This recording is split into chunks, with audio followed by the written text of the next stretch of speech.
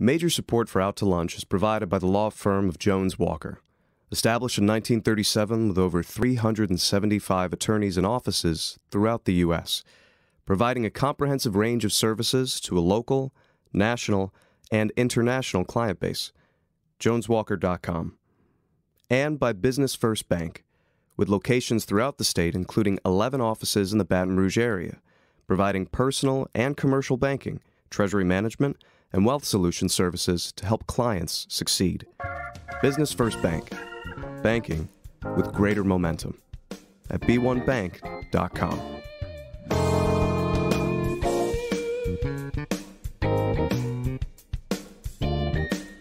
From Mansurs On The Boulevard, we're out to lunch with Stephanie Regal. Stephanie Regal is a broadcaster and editor of Baton Rouge Business Report. It's business, Baton Rouge style. Hi, I'm Stephanie Regal. Welcome to Out to Lunch.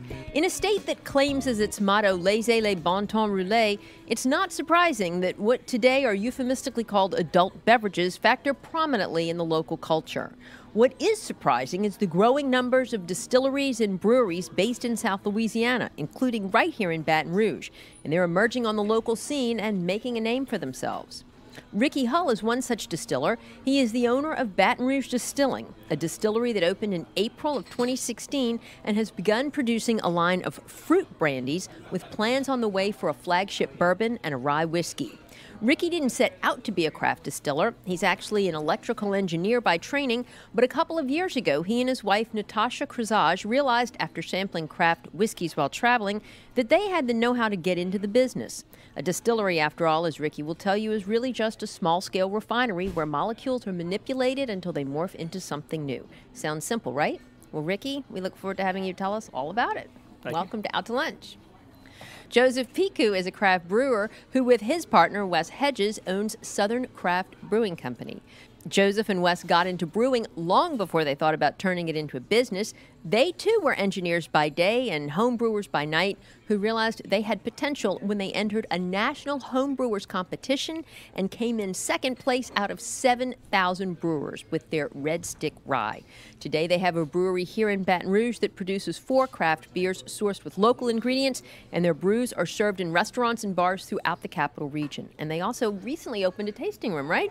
That's correct. Awesome. Joseph, congratulations and welcome to Out to Lunch. Thanks for having us, Stephanie. Well, Ricci, I want to start with you. It's been about a year since you got started.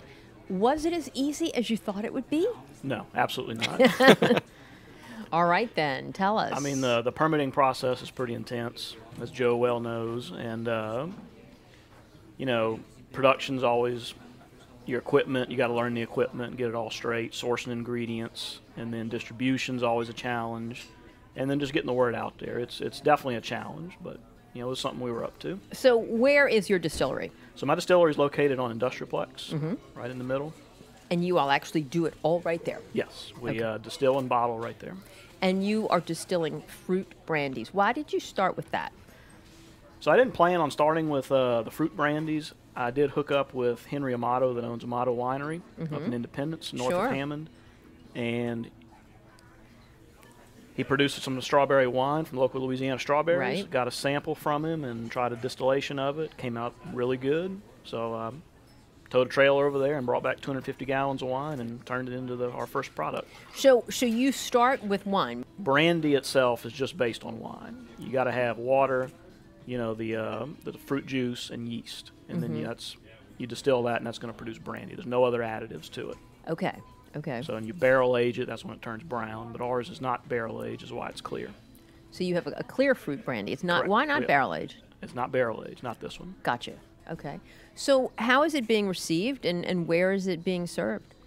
So it's for something as strange as it is here in the United States, it's definitely been received very well, I think. We're in just a few local craft stores, and we're just getting into Whole Foods actually, so that's exciting. And we're we're served at Oliver Twist on the menu as #GoBR. Okay. One of his featured cocktails. How much are y'all producing right now? So our first batch produced 30 cases, which there's 12 bottles in a case, so 360 half bottles, 375 milliliter. That's our first production cycle that we just sold out of. Congratulations. And then we have another production cycle that we just finished that we're about to bottle. And so sort of, without giving away your proprietary secrets, what's sort of the process? So it's not a very complicated process. I mean, we take the wine and then we... Starting with the strawberry wine, okay. And then we distill it. And then part of the craft part is deciding when to cut the distillation, because the different alcohols evaporate at different temperatures. So it's, in the batch process, you got to decide, the pieces you're going to keep and the pieces you're going to dispose of. Okay. And then, we just decide that, combine it, and then slowly proof it, and then bottle it. Is it much more difficult on a large, or at least a commercial scale, than it was in the kitchen at home with Natasha? Well, you can't do that legally, actually. All we could do legally is brew beer. And the second you try to distill it, it's illegal. Well, nobody has to know. I hope you practice somewhere. Yeah, but it is definitely big. It's different on the bigger scale for sure. Is it? Okay. I mean, Joe can attest to that too, from homebrew when you step up. Well, Joe, you started as a home brewer, and the frustrated engineer thing gave way to a brewery. How did this come about? Yeah, no, it was just I've always had, I guess, an entrepreneurial spirit. Getting my MBA at LSU, I always kind of wanted to do something. Yeah, Joe and I both have an MBA. That's right. That is so funny. And so I kind of always thought it would be engineering, would be what I would do. But after started homebrewing in 2006, and seeing the lack of breweries here in Louisiana, and seeing some of the boom throughout other parts of the United States, really kind of planted the seed in my head that hey, this would be a good opportunity, a good entrepreneurial opportunity to open up a brewery here in Louisiana. So that's really kind of how the idea started and transitioned from engineering into brewing. Naturally, my engineering background, really plays well into brewing.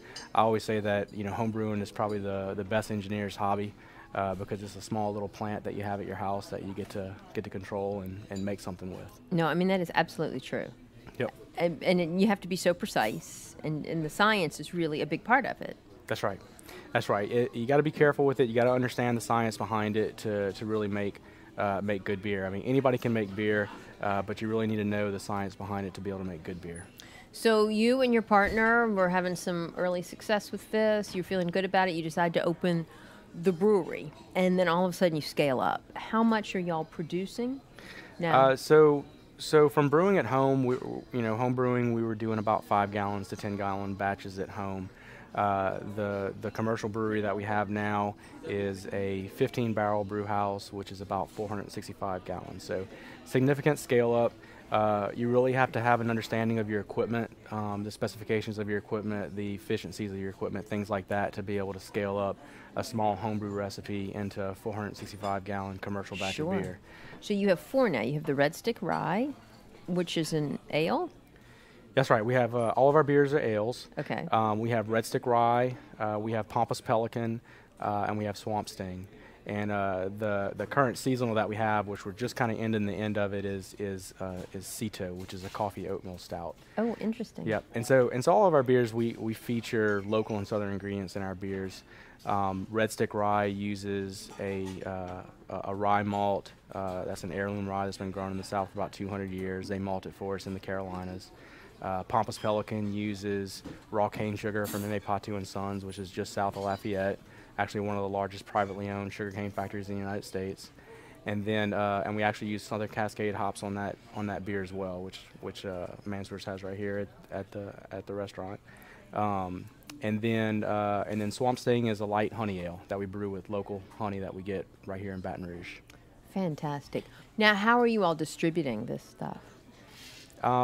So in Louisiana, we have the 3-tier system, which requires that all alcohol manufacturers have a distributor to distribute the beers, or at least that's the case for beer. I think that's a vestige from like a long time ago, right? Right. To keep whole. That's right. Maybe we should do away with that law, but that's another story, right? For That's another right. day. That's right.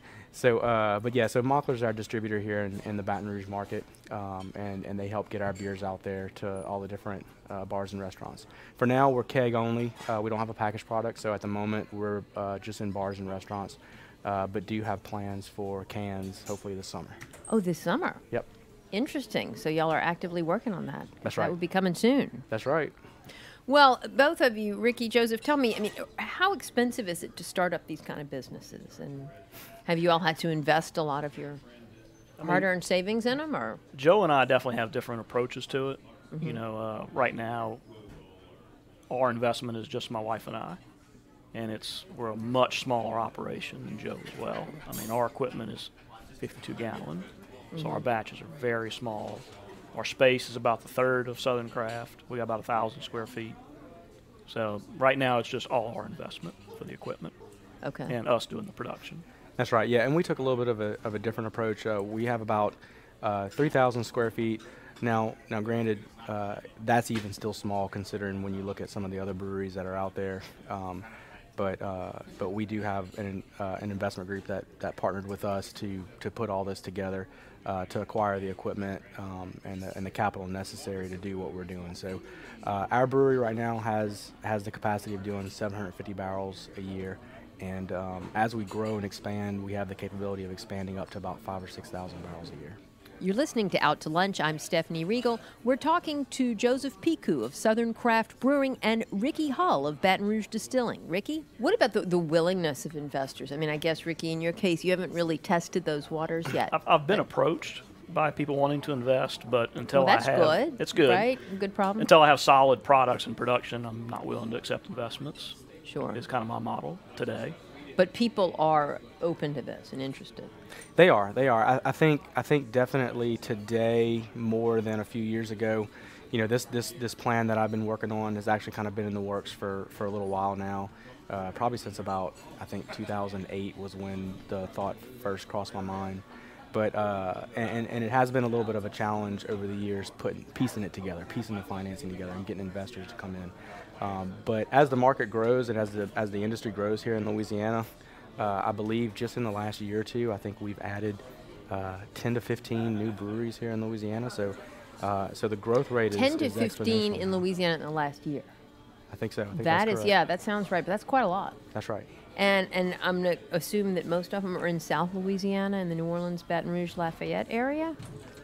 That's a good assumption. I think most of them that I've seen have been popping up in New Orleans area, but definitely throughout different parts of Louisiana as well. Mm-hmm. It's the same story on the distilleries. They're mostly in southern Louisiana, New Orleans, some in Lake Charles, some like Lafayette.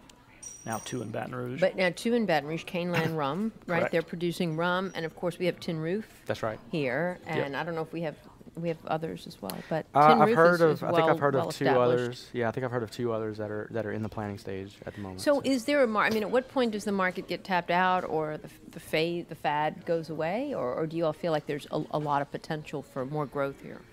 From a beer standpoint, I think there's a lot of potential. I think the Southeast United States is probably one of the last untapped markets, you know, in the United States. I mean, you've seen craft beer boom, you know, everywhere else in the United States except for the Southeast. And so not only do you see new breweries popping up in Louisiana, you also see out-of-state breweries that haven't traditionally been down here now entering into our market as well. So you know, there's a lot of room. There's a lot of potential.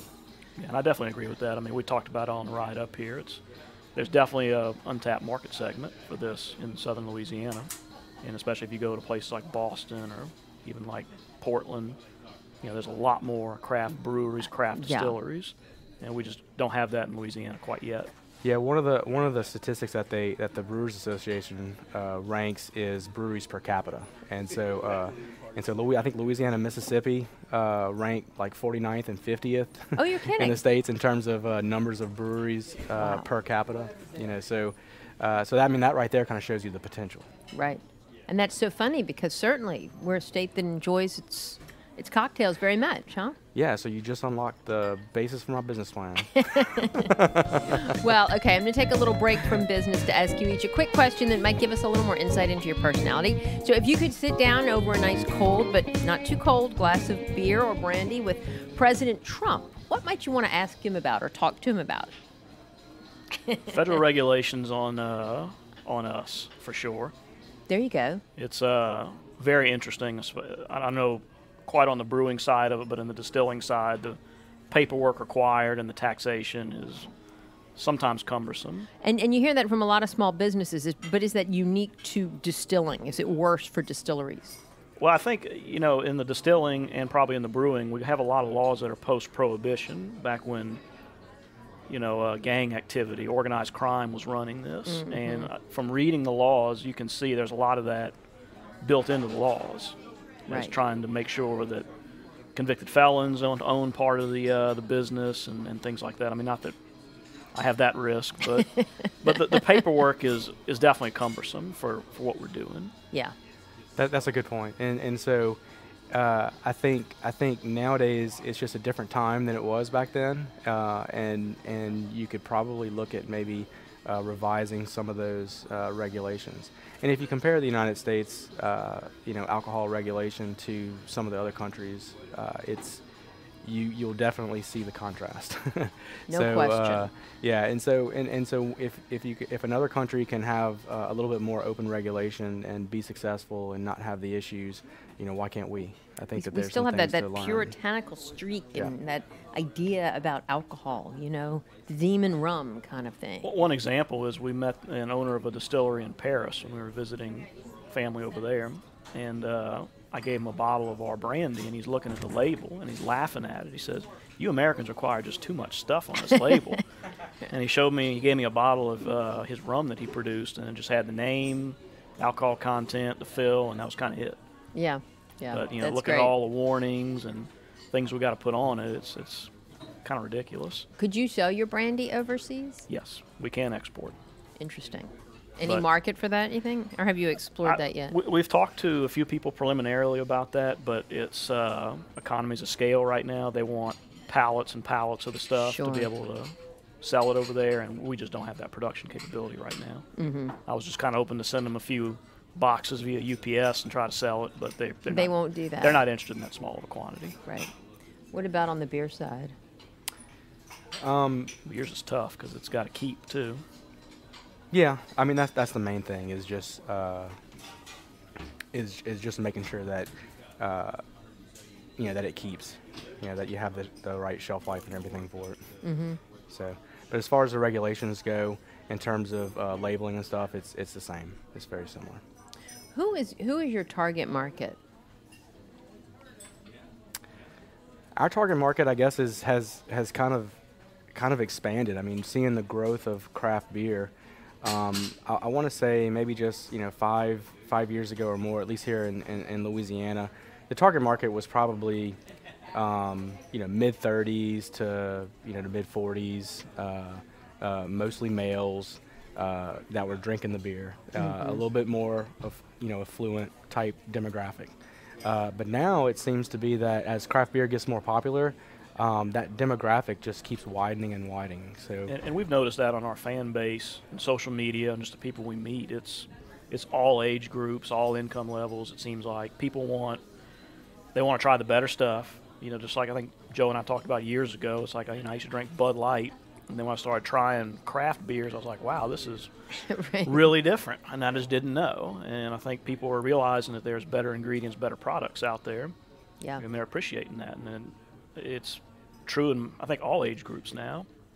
that's true. I mean, you see some of the some of the university students and stuff at LSU that are typically getting by with some of the lower cost beers and stuff. Now they're gravitating more towards the more expensive craft beers. And that was one thing I wanted to ask you was how do you change tastes and educate, a population that wants a Bud Light or I mean, to still me, it's drinks just as King's simple as Infidel. when we do tastings and people try it, and they're like, "Wow!" I mean, I didn't know this existed.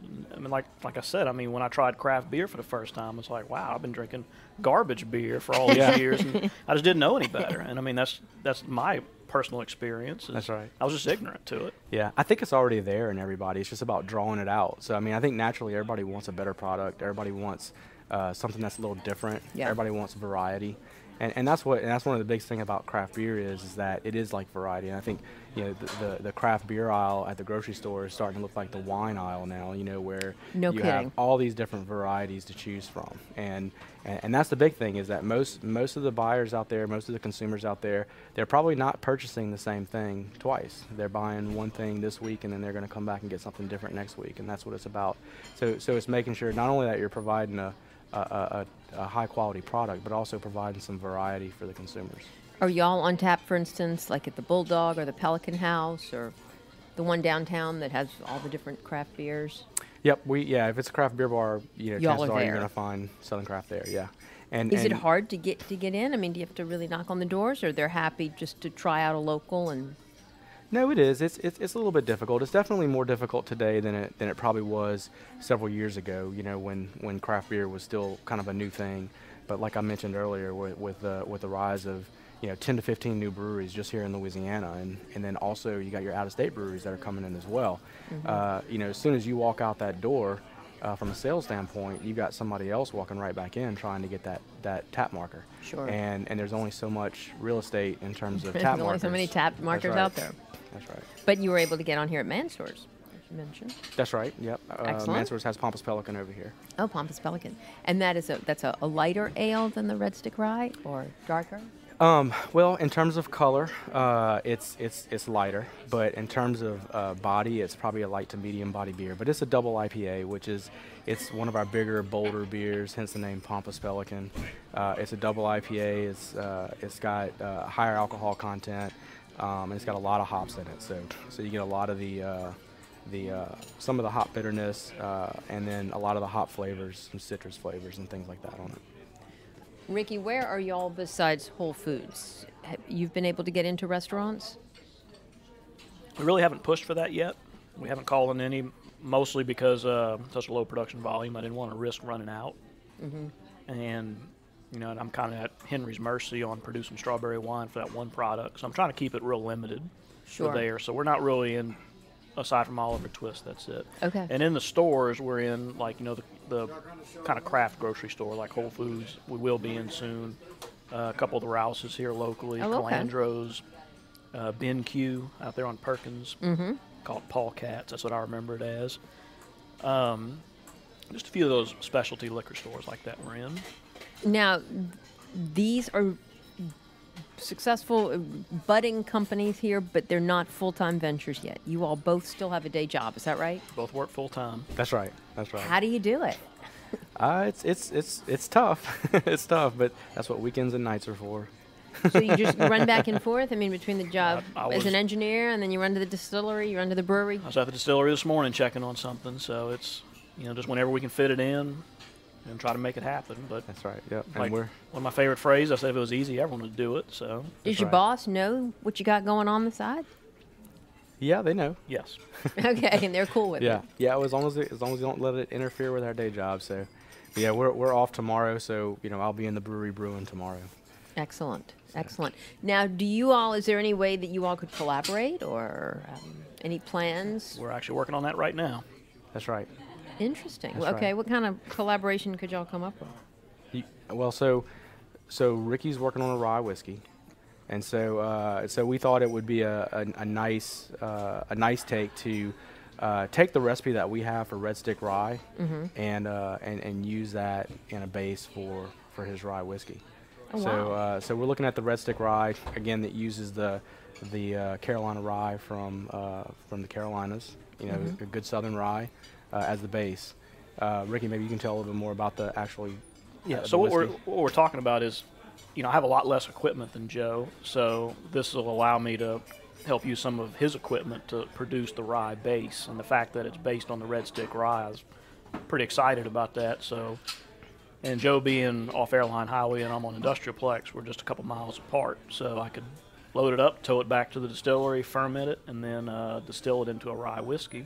Excellent. And then we're going to barrel age it in some smaller size barrels that will age a little faster than, you know, traditional 58-gallon barrels, I think they are. And then I'd like to turn those over to Joe, and you can probably make an aged stout out of that, which I think would be really good. Yeah, we'll do an aged stout, but we're probably also going to do age the Red Stick Rye in those rye barrels too. So yeah, so it's an interesting barrel share type thing where Ricky's going to have his rye whiskey aged in those barrels. And then once he's done, we'll use them to age our Red Stick Rye and have a barrel-aged version of our Red Stick Rye. Fantastic. And how far along are you in these talks and plans? I think we're fairly close to execution. We're talking about the way I need it to be able to ferment it. That's kind of where we're at right now, just working out the last of the technical specs and then getting on Joe's busy production calendar. That's right. That's the biggest thing right now. I think we've got all the science worked out. We've got the recipe worked out, what we need to do. We just got to find a time in the calendar to do it. Sure. So. What's the long-term plan? Is it to quit your day jobs and do this full-time? Do you ultimately hope to sell this to some big national company? Or? Well, I mean, people ask me that a lot, and it's like the goal is definitely for me not to sell it. Okay. I would like to run it. I would like to transition from my day job to doing this full-time and just enjoy it, but I think there's a price tag on anything. If they threw enough money at me, maybe, but that's not my end goal. My end goal is to have fun doing it, produce a quality product, and just slowly expand, and hoping to work with Joe a lot more on it too, because I think we both got similar visions. That's what right. What about you, Joe? Yeah, I'm the same as Ricky. We're planning on holding on to this. I don't have any intentions to sell it, but like Ricky said, I mean, everything's got a price tag, but I don't see that happening. So our objective here, our number one objective here is to keep it, and keep it as a privately owned business. Well, Joseph Picou and Ricci Hull, I know y'all have both taken a big risk after those hard-earned engineering degrees, but it's encouraging to see people pursuing their passions while adding to the cultural landscape of the community. So thanks for putting yourself out there. And thanks for being here on Out to Lunch. Thank you for having us, Stephanie. My guests today on Out to Lunch have been Ricci Hull of Baton Rouge Distilling and Joseph Picou of Southern Craft Brewing. You can find out more about Baton Rouge Distilling and Southern Craft Brewing by following the links on our website. It's batonrouge.la and wrkf.org. Today's show is recorded live over lunch at Mansurs on the Boulevard in Baton Rouge. Mansurs is open for lunch daily from 11 to 2, for dinner nightly, and for brunch on Saturdays and Sundays. The producer of our show is Grant Morris. Our technical producer is Eric Merle. Our associate producer is Peter Raschuti. And our Baton Rouge business consultants are Charlie D'Agostino and Ann Edelman. You can see photos from this show on itsbatonrouge.la and on our Facebook page. These photos are taken by Ken Stewart. All the music on Out to Lunch is composed and performed by Mitchell Foreman. You can find more of Mitchell's music wherever great jazz is streamed or sold and at mitchellforeman.com. You can get this show as a podcast, you can listen to past shows, and you can keep up with us on all kinds of social media by going to our websites, it's batonrouge.la and wrkf.org. Out to Lunch is a production of INO Broadcasting for its batonrouge.la and WRKF 89.3 FM. I'm Stephanie Riegel. Thanks for joining me. I look forward to meeting you again next week around the table here at Mansurs for more business Baton Rouge style on Out to Lunch. Major support for Out to Lunch is provided by the law firm of Jones Walker. Established in 1937 with over 375 attorneys and offices throughout the U.S., providing a comprehensive range of services to a local, national, and international client base. JonesWalker.com. And by Business First Bank, with locations throughout the state, including 11 offices in the Baton Rouge area, providing personal and commercial banking, treasury management, and wealth solution services to help clients succeed. Business First Bank, banking with greater momentum at b1bank.com.